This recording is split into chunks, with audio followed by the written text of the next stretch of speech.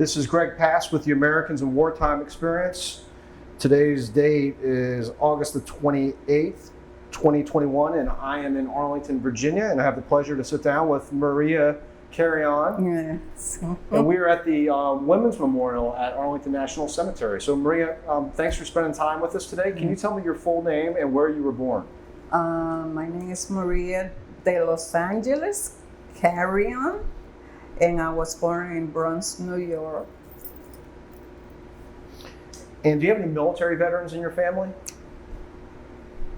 Yes, I'm the oldest one of many children from different sides, and I have in the Navy, a sister that retired from the Navy, and I have a cousin that spent a few years in the Navy, another cousin, male cousin also, that spent some years in the Navy, and a little brother, half brother also retired from the Army Rangers. Outstanding. So you got a lot of people in your family. Yes.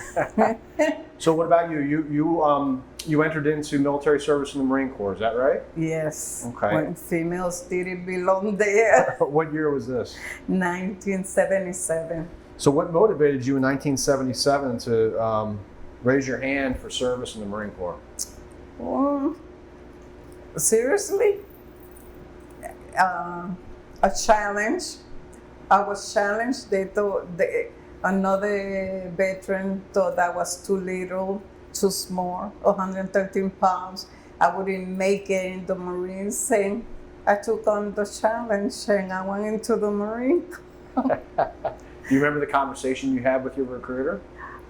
Yes, I remember they were like, I didn't know at that time that they didn't believe I would make it in the Marine Corps, but they followed through. They sent me to have the reading test and everything. And at that point, when I got there, I remember seeing these big lines of Air Force, Marines, and everybody there. And I guess was the Marine line, and I was the only female in the Marine line. And actually some of the Marines came to me and said, "We think you're in the wrong line." And I said, "Isn't this the Marines?" And then they told me, "Yes." I said, "Well, I'm in the right line because I'm going to be a Marine." I didn't know at that time what I was getting into. So basically I took the test, and right there they escorted and they came to me and told me, "Tell your recruiter you passed, you're going to be a Marine." So when I returned back to the recruiting office, the recruiters, when I told them, they were very shocked. They say, "Oh no, Maria, you cannot go to the Marines. Why don't you go to the Air Force or to the Navy? It's a little, you're too little, you cannot make it in the Marines." So it kind of pushed me to believe that was challenge, that was going to overcome that challenge. And I told them I will be back in 3 months as a Marine. So I went to the Marine Corps because of a challenge. And I'm glad I went. When you went and talked to your recruiter, did you guys talk about what you would be doing in the Marine Corps, what type of job you would have? Well, that's another thing. We had discussed and everything. Since I was an artist in high school and everything, and I had already been accepted in high school to the art and design school of art and everything. They were supposed to place me somewhere where I would be doing art, illustrations and things like that. But I wasn't aware that unless they sign and write it, so they put me in an open contract. That was one. As well, they never told me that the GI Bill will finish in December 31st, 1976. When I took the test and I had passed, I told them I wanted to wait a few months before I left. If they had mentioned it, I would have signed the papers thing. So I lost out on the GI Bill also because they never informed me of that. So basically, yeah, so I went with an open contract and I lined up station in Quantico, Virginia in September 1977. Was that where where'd you go to basic at? Boot camp? Paris Island. Paris Island. Let's start there. Okay. Remember your first day at Paris Island? That was hard. At midnight, coming out of the bus, and those drill instructors screaming at you and everything. And they took us. We went to sleep with our clothes on. Got up in the morning and screaming at 4 o'clock in the morning or 5 o'clock, and I couldn't figure it out because I couldn't eat breakfast because I had not washed my mouth. So I said, oh my God, what is this? And the next day they started to line us up and then it continued and everything.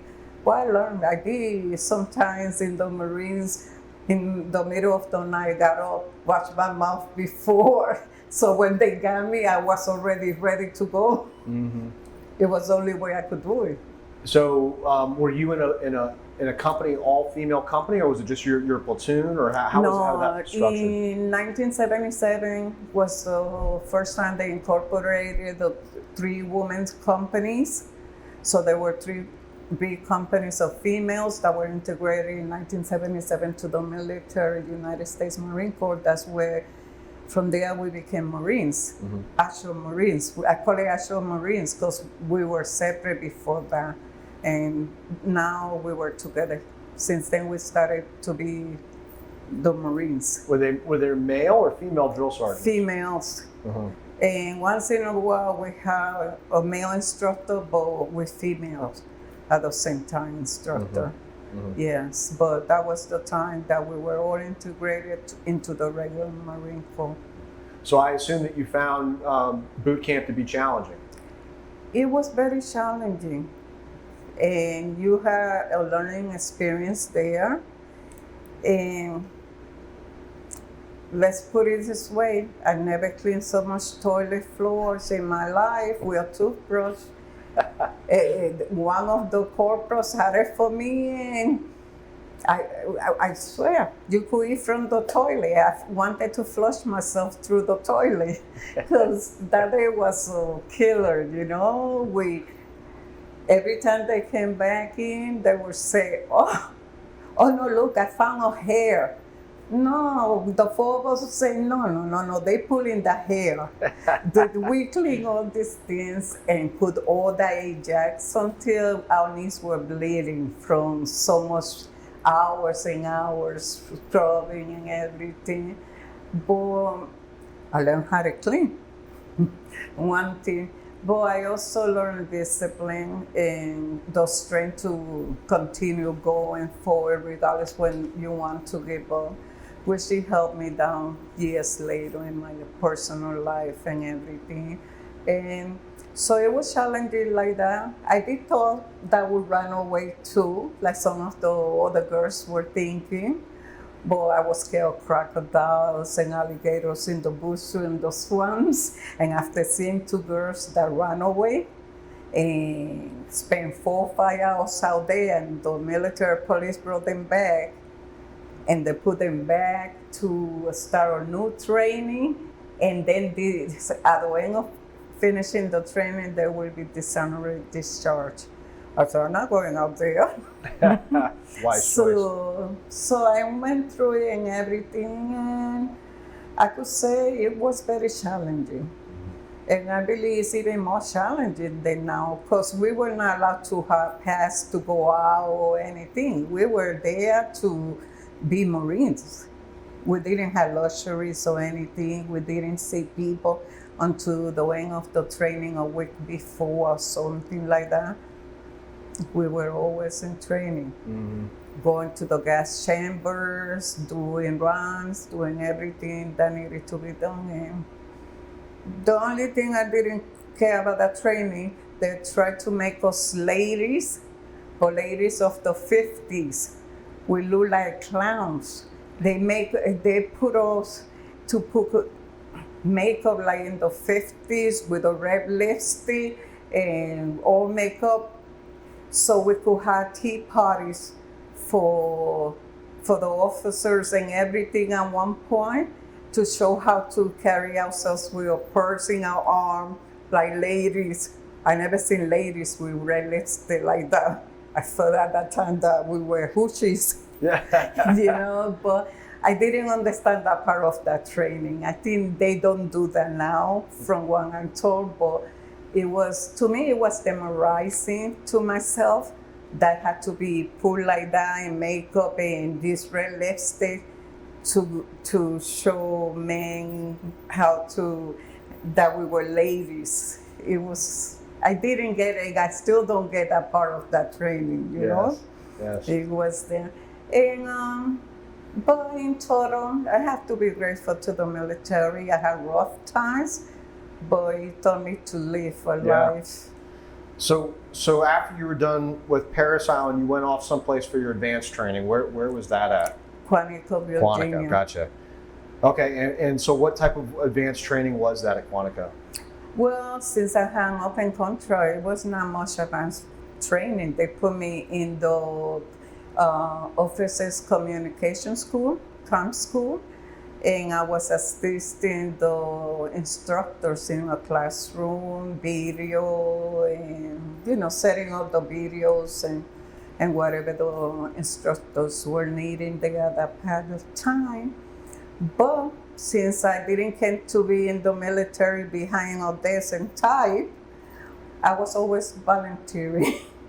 And the colonel will allow me to go and volunteer. I volunteered to the rifle and pistol range at that time, where the females were not at that time required to go to gun and rifle training. I volunteered. What else did I volunteer? I volunteered to go on helicopters. I volunteered when the research 2,000 or 3,000. No problem. 3,000 females, reserve Marines came into the,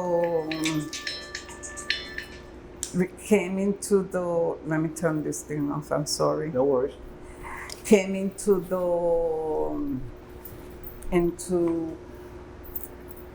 the outskirts of Quantico to do reserve activities for a few months. I volunteered there to set up tents and do all these things, and I got trained there to go in tanks, because I volunteered in everything. Females at that time were not trained to do these things, so I volunteered, and the general will allow me. They had to raise me up to the tank. There was no way I could climb it. So I was happy that I was experiencing the same thing as the males, and I did love for volunteering. I volunteered in different areas to learn. So you mentioned that at that time women didn't have to go through the firearms training. Did you go through firearms in boot camp? No.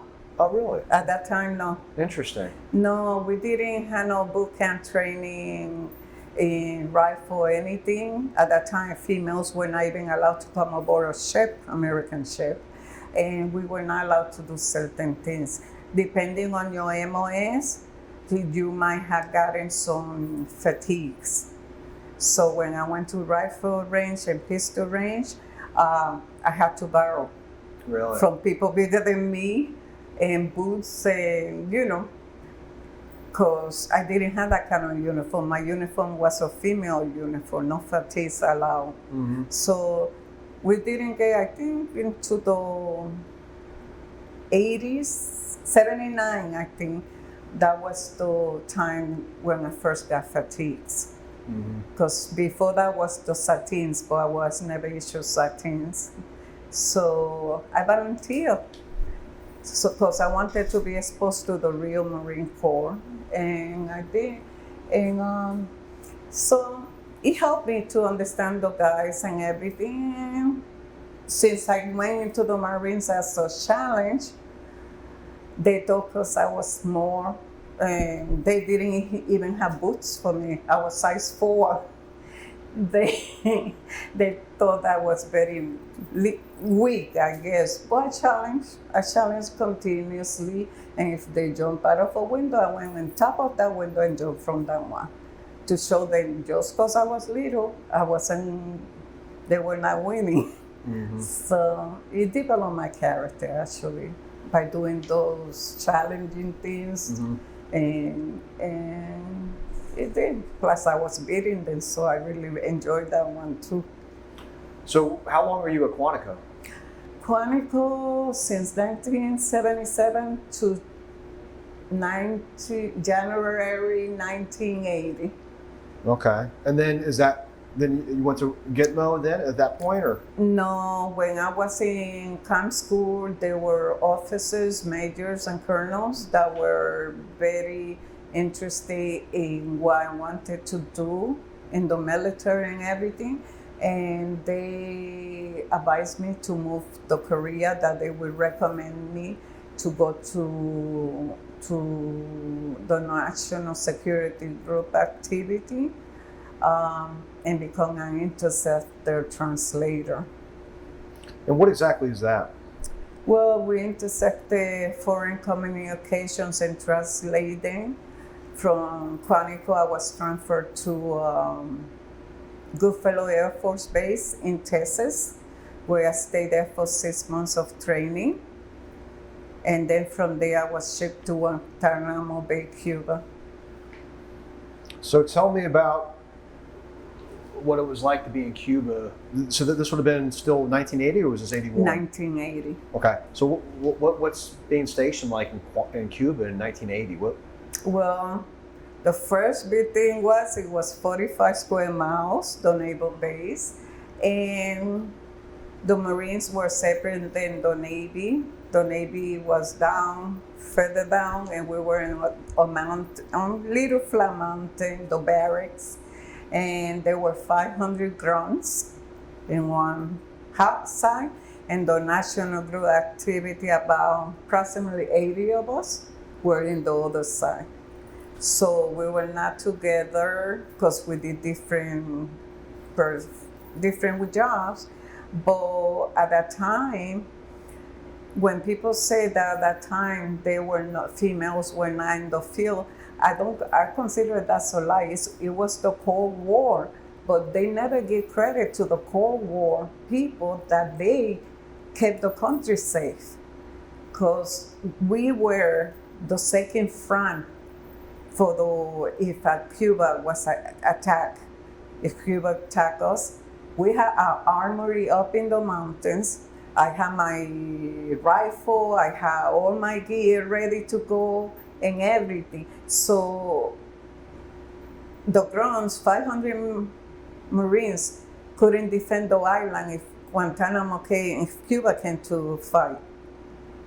Because there's not enough time for the Florida from Fort Myers, I think, or one of them in Florida, to fly in the troops and everything. So we were the second front for them. So we were trained there in Guantanamo also to have our rifles, grenades, everything.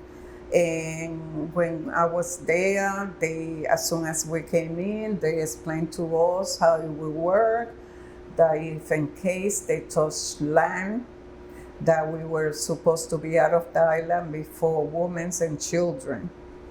But first we had to destroy all our equipment up in the mountain, and then run 6 miles all the way to the beach to get taken off. But since I've always been nosy,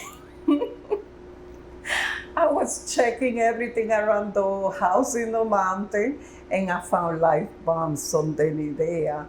And so then I talked to my other guys and girls, and I said, "It's impossible that we could destroy this equipment completely. There's no possibility." And second of all, 6 miles, they know we're here. They take photos of us when we land in the plane and when we come up here. So they know who we are. We can hide. So who's going to kill us? Is it the Americans that are going to blow up the house with us?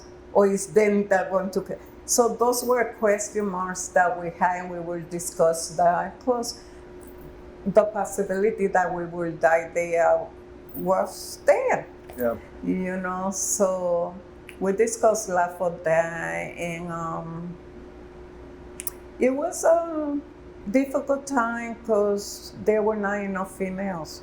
When one day I believe I was the third female. And now here I come, a sergeant from a different job to this job. The other people have more experience, and they didn't like me being a sergeant in charge of them. So I had a lot of conflicts there and everything. But I learned a lot, and I met very nice people. At that time, the captain and everything, he wanted to put me in to become an officer, to go to the EDS.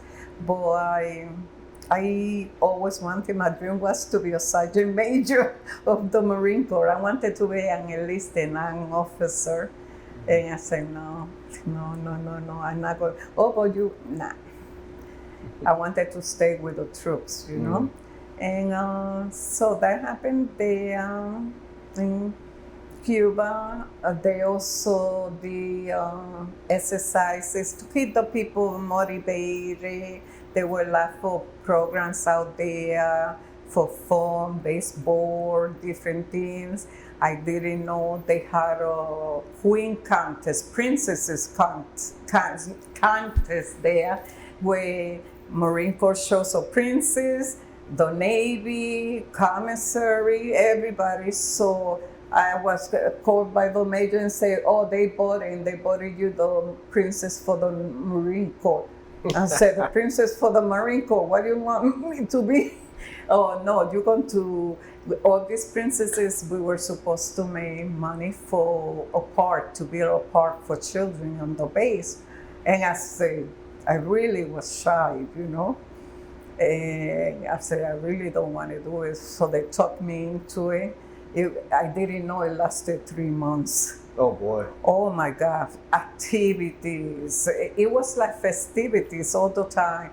The ladies, the wives, they were cooking tacos at the commissary where the other princess was to sell for the Marine Corps wine. It was a contest. They were cutting throats left and right.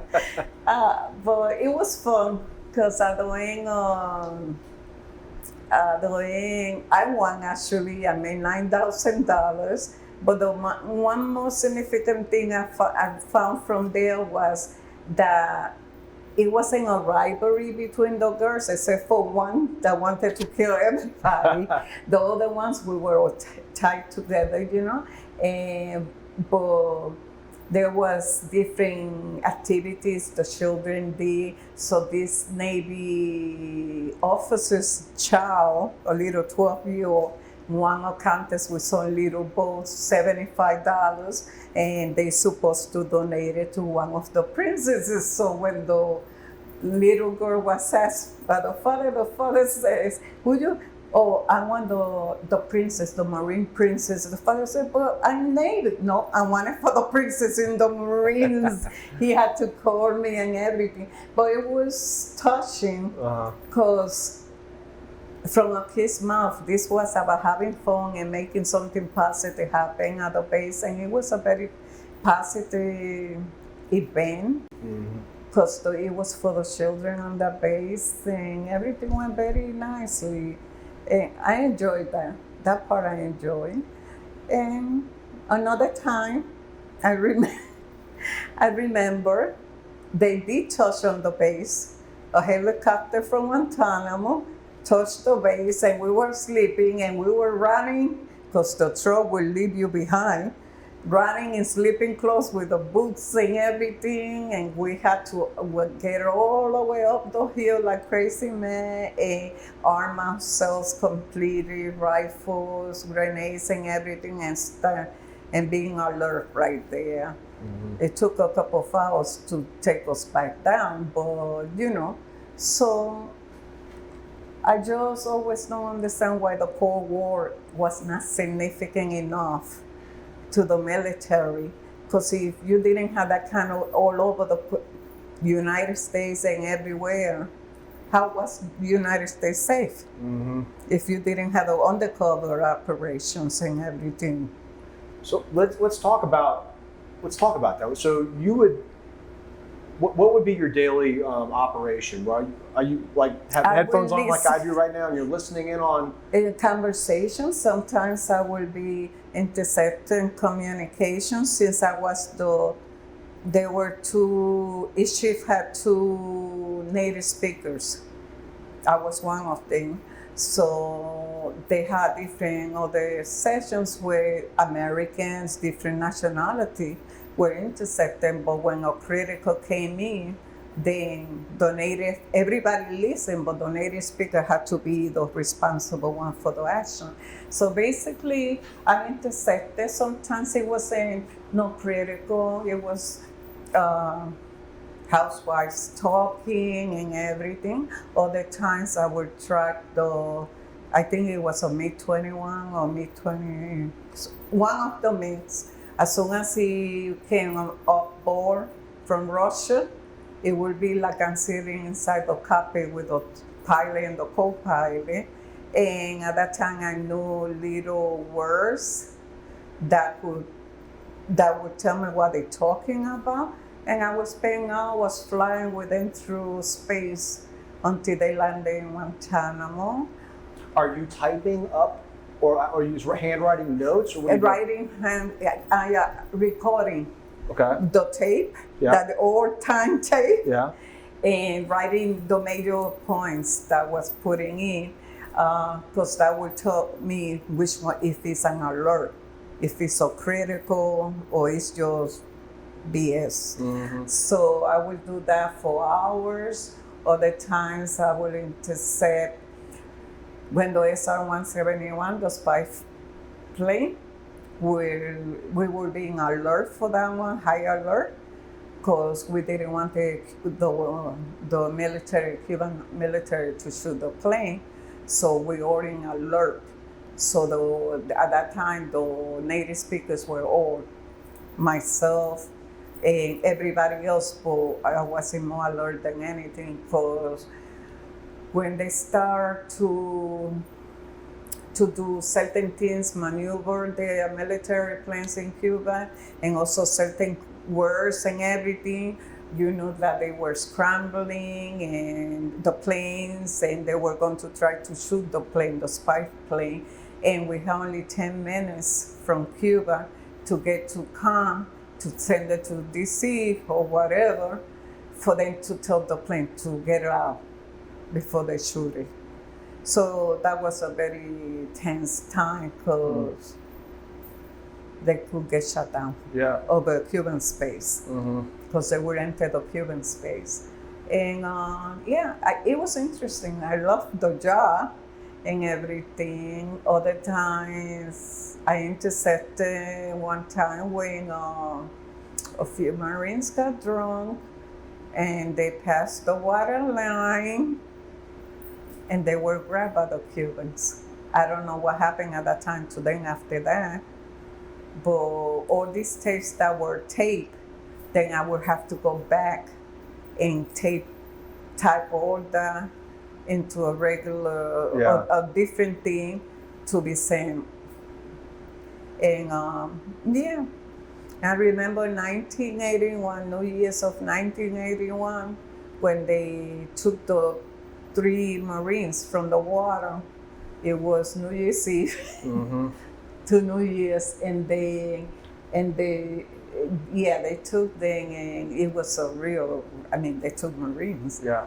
And it was a real high alert and everything. And DC, Washington came back saying, "Oh, you guys, tell the guys they did a great job." And then my old city, he came back and wrote back to them and said, they were not men, they were all females.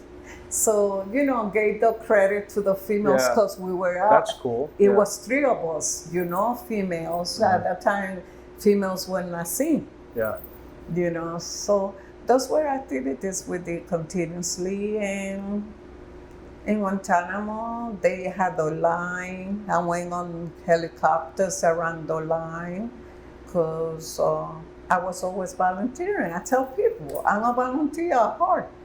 If you don't volunteer, you don't learn what the other people are doing and everything. So I volunteer, I would see the Cubans in the fence with Americans in the side, me dangling from the plane and things like that. Unfortunately, it was a bad experience. One of my friends there, he dropped his helmet in the line and he blew it into pieces. And he had only 45 days to come home. And it was hard. And at the same time, I also was a shore patrol with the Navy. On my time off in the island, I volunteered as a shore patrol with the Navy. And I basically was out there as a military police. I fight, I jump, I climb, did all kind of things, you know. I did about 300 to 400 hours of volunteering time with them. And it exposed me to different things, you know. I'm a person that likes to learn. Oh, to me, learning never finishes. And it was very, and I had my hard times there too. It's all about the harassment,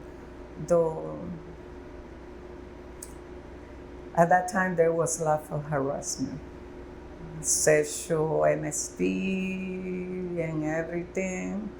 I was just in when I went to Quantico, going back to Quantico, I was just there less than a month and I was raped. And what bothers me, because I remember that now, after so many years, 1977, we're still getting these young girls the same way. And they landing on homeless with children and everything, and it's like nothing changed. So, you know, that was going on over there.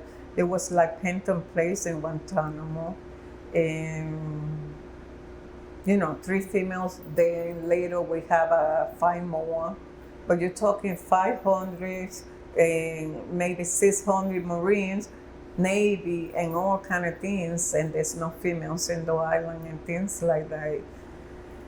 You couldn't survive without protection.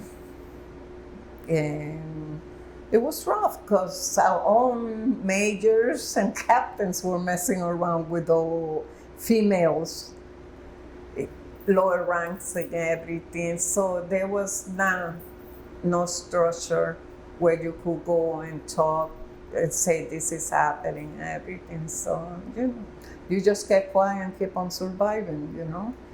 But I thought after so many years, things had changed, and I just started a nonprofit that has been my dreams for 40 years since I came back from the military. Because when I left the military, they at that time they didn't tell you anything about if there's any services for you out there to help you or anything. They just give you a paper, goodbye. And that's what they did. And I was raised by my grandmother. I came back, and 6 months later, she passed away. And I had an 8-month baby. So I landed up sleeping in my car for a little time.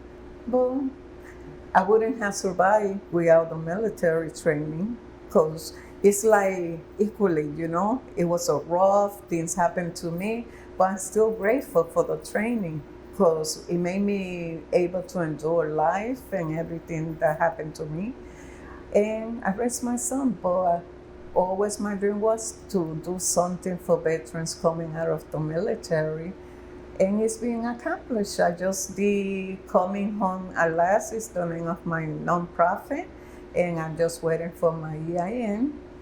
And I'm planning to build small homes, but not like regular homes. It's geared to the veterans, a sustainable community where especially the females in the shelters with children will come to live, and the Vietnam veterans are in the street that have been forgotten. That's the veterans that everybody forgot. And since I deal with them when they were coming back from Vietnam, I always had that weak spot for them to help them. So it's going to be good. I got different people involved, and through the arts, we have Marie and Uniting Us. They helping me because through the arts, I've been an artist, painter, and basically I spread my emotions, my PTSD, MSD through the arts. And with Uniting Us, I had gotten to meet a lot of new people, and they reached out to me too in regards to what's going on with them and their life and the PTSD. Because I believe I understand that we need therapists, sites, and everything, but we also need each other to heal. And if we live in a community that we could reach out to each other, because you being in my shoes, the healing process is easier, and we understand, somebody really understands us. Like I just brought 3 females here from people that I know through the years, because when I met them, they wouldn't talk about anything. And my phone is open, midnight, 2 o'clock, you having nightmares, you could come, you could call me, and we cry together. But right now, that's what I'm doing. And not just females, but groupings where a sustainable community that we will help each other grow growing gardens, sharing, as well as placing in an area where the community outside also needs help. So together marry each other for resources for both communities, and open it up for at least 4 times a year to bring the outside community to appreciate what we're doing inside, as well as having jobs outside for our veterans and everything. And just bringing a little peace for all of us that never came home. Even though we are here, we actually never came home because we had our nightmares and everything, and they stayed with us. And by having brothers and sisters that already walked through those shoes, it gives you a little comfort that at least somebody really understands the process, you know? What's the name of the organization? Coming home at last. Nice.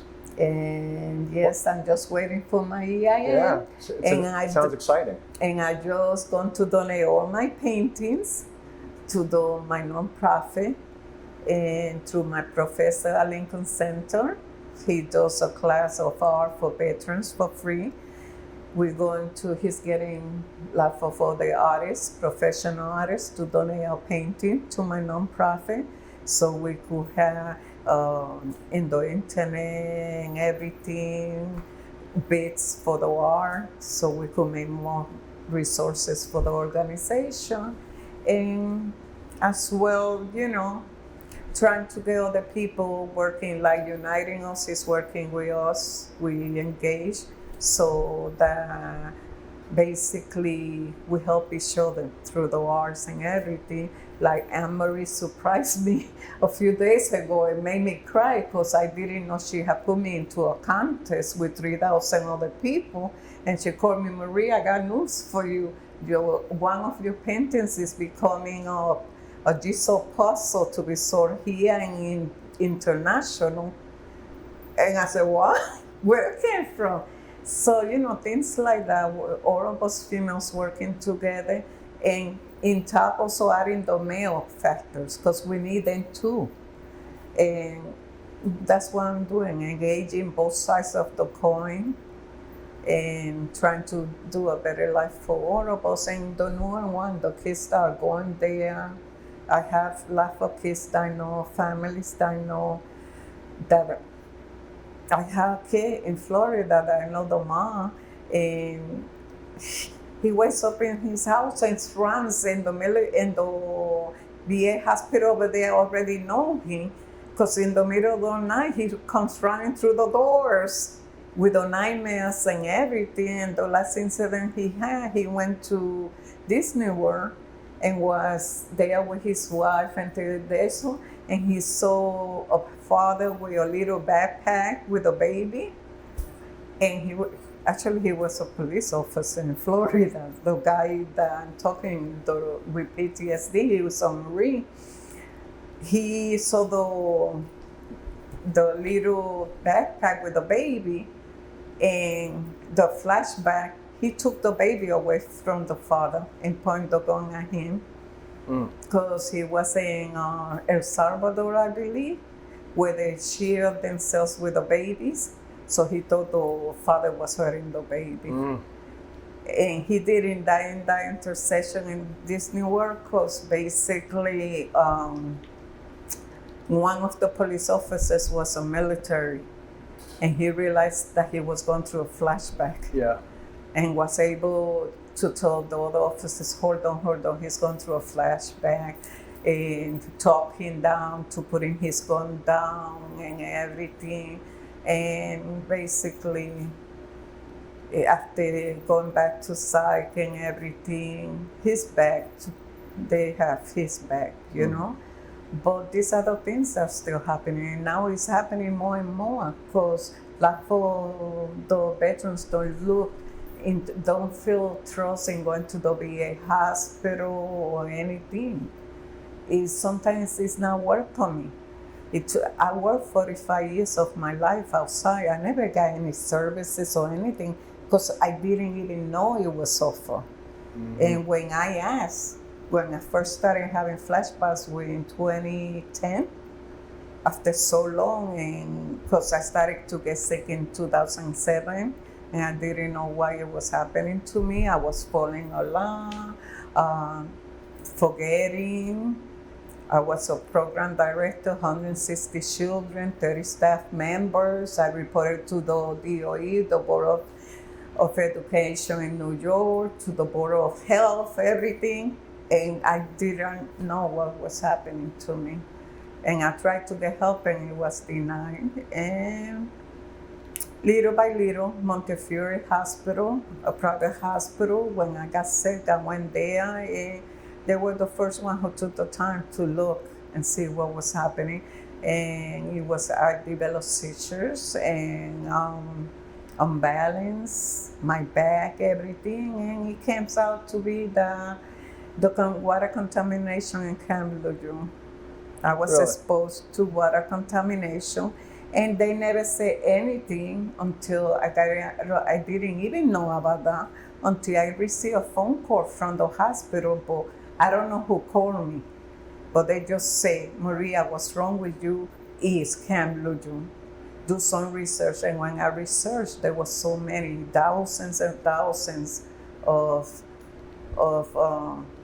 veterans and their families and everything that have been affected. Babies born without brain, without spines, and everything. And then I learned that it's embedded in you for 50 years, and you could pass it to your children and the children's and everything.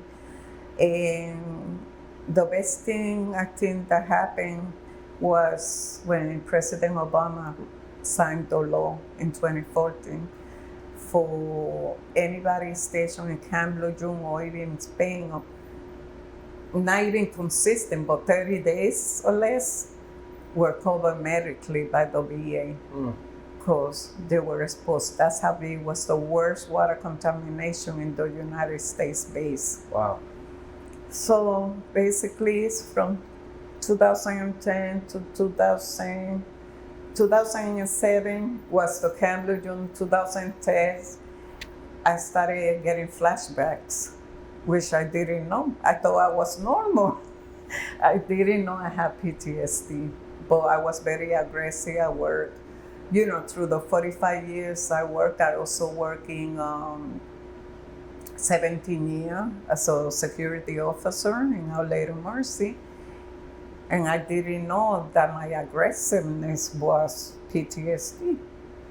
If any man that even just went to me like that, I didn't wait for them to throw the first punch. I did. And it didn't matter who. I climbed, I went on the floor, I fight, But I didn't know because I was a very normal person. I was very quiet, shy, everything. But when that males, specifically males, show some type of action, it was like I became a monster. And I didn't know until 2010 when flashbacks from my rape came started to, and I needed therapy and everything. The VA social worker denied me therapy. So somebody else asked me to go to the best center that they could help me. And I have been with the best centers since 2010. And they helped me a lot. They helped me to be able to manage it. Because prior to those flashbacks, I couldn't cry, I couldn't show emotion. And one day after all this had happened, my children, I got a daughter and a son, they sat down and said, "Ma, we love you always, but we kind of like you better when you show emotion now than when you did." Yeah, I couldn't cry. Yeah, and so I do believe in the military as being a composition that not just call it military, but that should be around the world in schools and everything. Because the more structure, in a structured learning environment, the more I feel that we wouldn't lose the children to the streets and everything. So the Marine Corps showed me that, and I followed with that as being a program director of 160 children from kindergarten to 5th grade. I structured my program in a base of a Marine Corps that I learned. And my children were very successful, and they sent 2 ladies at one point to see this program from 2 days. Nobody told me why they were there, and I asked, just wondering why you're here. What did I do wrong? They said, you didn't do nothing wrong. Your program has been selected from 159 programs. 11 programs were selected. 1 is yours. Your children are learning after school. And we want to know how and why. And so first of all, I hate to waste money to just show playing time. No, the children need to learn and come out of that little box. So by imaginary trips, I made them go through Europe, to China, to the little backpacks where they made miniature clothes to put in. And they learned the culture, the festivals, the food. I didn't know how to write Chinese, but I went to YouTube and I learned. So the kids learned how to write their names in Chinese and everything. But I had teaching artists that hire also that knew Chinese and everything. They said, Maria, that's right. The way you did it is the right name and things like that. So I took my program all the way to New York City, and people would ask, where did these kids came from? Well-mannered, they listen, they march, and like that. And I think if schools, it's not about punishment, it's responsibility. My babies in kindergarten up to 5th grade, my thing was, you're responsible for your actions. Your parents are not here. Your parents are working and everything. So if you do something, I will give you 3 chances. You're responsible. And we will have that discussion between you and me. And if I need to do something regarding it, then you're responsible for your action, like I told you. But after the 3rd, I'm going to your parents. And I also lecture the parents. You're not responsible for them unless they do a real big issue. But they need to learn responsibility, because young kids learn responsibility and not depend on the parent who cannot be there because they're working and everything. They learn how to control their behaviors, they learn how to work hard, and they learn about other people in their environment that they have to respect, not just the parents and things like that. And I thought that I showed them how to go and volunteer with me to the nursing home. I showed them to do scars for the elderly outside and things like that. And my kids were very proud group. And Let me ask you this. If you had a young boy or girl, I say young, I'm talking like a 19-year-old kid, and they found out that you served in the Marine Corps, and they said, hey, I'm thinking about joining myself, what advice would you give to them? well, that happened to me with my son. When my son, he never wanted. He knew that I didn't want him to go to the military unless he had college, finished college, and then. So one time he says, Mom, this recruiter keeps calling me because I went with my friend who was inquiring about joining the military. And basically, I need you to get him off my hair. So I say, well, I get him off your hair. You go to finish college. If you want to go to the military, you go to college first, but you're not going at no 18. Because I don't think 18-year-old knows what they really want in life. And if they don't get a good recruiter that is going to be honest with them, then they're screwed. So I talked to the recruiter and I said, oh, but you were a Marine yourself. And I said, that's why I don't want him to go without college degree. He's young enough to not know what he wants in life. Second of all, you're not telling them the whole story. Open contrast, you don't mention. You keep an open contrast, they lined up in the grunts, fighting all their lives and everything. You don't mention nothing to them like that. Why not say the truth to them from the beginning instead of them finding out later that they lied to them, you know? We become a number when we join. That's what we are, a number in the military.